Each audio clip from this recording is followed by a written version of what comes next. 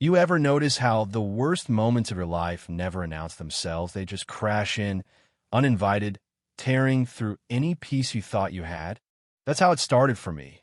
Standing there in that impossibly clean bathroom, steam curling around my ankles, Sophia's laughter bouncing off the tile, and then that voice. No one touches my daughter when I'm not here. Especially not you. My blood turned to ice. I didn't even turn, just froze, hand trembling, towel half wrapped around that sweet little girl. I should have known better than to think I could just help, could just do the right thing and not pay for it. You know what I mean? Gregory Whitman, he filled the doorway like a thunderstorm in a $1,000 suit. Fists clenched, eyes lit up with something I knew too well. Fear, but not the kind that keeps you up at night, the kind that makes you dangerous. He snatched Sophia from my arms so hard she shrieked.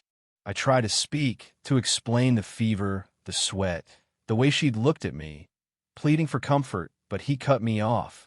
"You're not her mother," he shouted. "You are an employee. You clean. You do not touch my child." My heart cracked in two, right there in front of him, but all I could do was nod and leave, feeling Sophia's cries chase me down the stairs. Packing up was the easy part. Facing Frank, the old house manager, with that gentle way of seeing straight through people, that was the hard bit. "You okay?" he asked. "I just wanted her to feel better," I said, so soft I almost didn't hear myself. Frank looked at me for a long moment. "That's why he's angry," he said. "You did something he couldn't. I left before my tears could betray me." Upstairs, Gregory held Sophia in his lap, trying to comfort her, but she was inconsolable. It wasn't until later, after the house grew quiet, after he'd played back the scene 100 times in his mind, that Frank knocked and, with more courage than most men have in their whole lives, told Gregory the truth. Sometimes lines are crossed for the right reasons. Sophia had called me Mama Maya, right there in the middle of his anger, and he'd been too busy shouting to hear it. The guilt had seeped into Gregory like a slow, cold rain. He remembered Maria, his wife, the sound of her voice reading to Sophia late at night. He realized the house had been quiet for too long, too cold. And yet, he couldn't bring himself to call me back, not right away, not even after seeing the emptiness left behind. That night, as Sophia tossed and turned, burning with fever, he tried every medicine, every remedy, but nothing worked. The pediatrician didn't answer. He was alone for the first time, really alone, and he was failing. Let me back up a sec. I wasn't planning to answer his call in the middle of the night, but when I saw his name, saw the desperation in his voice, "Sophia is sick," please, something in me moved faster than my own fear. I came, hoodie thrown over my pajamas, no questions asked. The drive was silent, heavy. When I reached Sophia, her little body melted against me, her sobs easing with every word I whispered. She took the medicine, drank the water. Within an hour, her fever broke. Gregory stood there, hands shaking, unable to say what needed saying. "Would you stay for tonight?" he finally asked. "For Sophia," I replied. "Not for you." By dawn, peace had returned to the house, the real kind, not the one made by shutting doors and swallowing pain. Over coffee, we found a fragile truce. Gregory apologized for judging, for shouting, for thinking the worst of a stranger holding his daughter. I told him about my past, my brother's illness, how I'd learned to care for children before I was grown myself. He listened, really listened, and when Sophia called out for breakfast, we moved together, a little less like strangers, a little more like a team. Days blurred into one another, but the house changed. You could feel it. Sophia laughed more. The silence wasn't so cold. I became part of the rhythm. Not just cleaning, not just watching, but living. Of course, it wasn't all sunshine. Word spread, anonymous complaints to the agency, cold glances from staff, whispers about the help getting too close. Gregory, to his credit, stood up in front of everyone and made it clear I was family now, and anyone who had a problem could leave. For the first time, I felt seen. Not safe, exactly, but seen. But you know how the world works. Just when you think you've built something real, someone comes to knock it down. Gregory's mother, Eleanor, the kind of woman who could freeze a lake with a look, called to warn him about his reputation, the board, legacy, image. She even came to the house, pearls and all, to see for herself what was going on. She tried to put me in my place, but I stood my ground. You think this ends with an elegant dinner and a few softened hearts? She sneered. You will never be part of this family. But as she left, Sophia ran right past her into my arms. That kind of truth you don't argue with. After that, Gregory made a public statement, no more secrets, no more hiding me in the background. Predictably, the press went wild.